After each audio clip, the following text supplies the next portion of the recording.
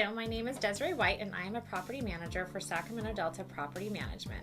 Today I wanted to touch on the topic of handling a resident security deposit and normal wear and tear for your Sacramento home. Now obviously we all would like our homes to come back to us in the same great condition they were rented out in, but unfortunately that does not always happen. There always seems to be cleaning that was missed, or maybe some light bulbs that should have been changed out that weren't, and other miscellaneous items that need to be deducted from their deposit. When handling a deposit, I think the most important thing to know is to be aware of the law. Here in California, you have 21 days to return the security deposit to the resident. Otherwise, if you do not, they can sue you for up to 2 times the amount of the deposit given. Now, obviously, that's not a situation that any of us want to find ourselves in.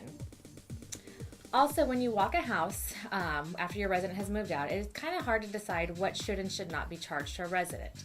I think a very important tool to have in place would be a check-in sheet. Now, whether it be a check-in sheet that you do on your own or a check-in sheet that you do with the resident, at least you have that tool in place to be able to see what the state of the home was when they moved in. Now, also in walking the home, you have to be aware that you have to allow for normal wear and tear to the home. And that's not something that's very easy to determine, which is why hiring a professional property manager can be very useful. Generally speaking, paint life has a 3-year lifespan and a carpet is 6. Now let's say you have a freshly painted home before your resident moves in.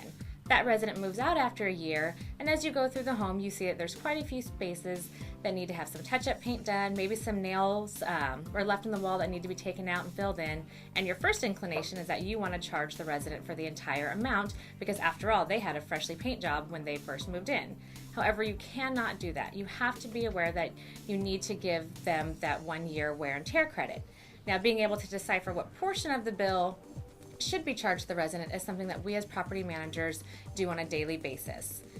In the end, most security deposits are going to have some deductions to them. And it's very important to know that if for any reason you keep a portion of the deposit that totals more than $125, you must provide the resident with receipts for the work that was done. I personally feel it's a great idea to include receipts no matter what the amount is.